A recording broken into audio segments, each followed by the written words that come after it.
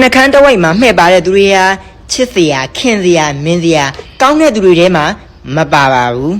သူတို့တွေဟာကြည်လေစက်တရေတုံးကြီးကြည်လေစက်တရေတုံးလေးပေါ့နော်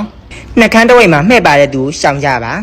အကယ်၍သင်ဟာနှာခေါင်းမှာမှဲ့ပါခဲ့ရင်ချမ်းသာတဲ့သူတယောက်လုံးဝမဖြစ်နိုင်ပါဘူးကြာလီမွဲလီ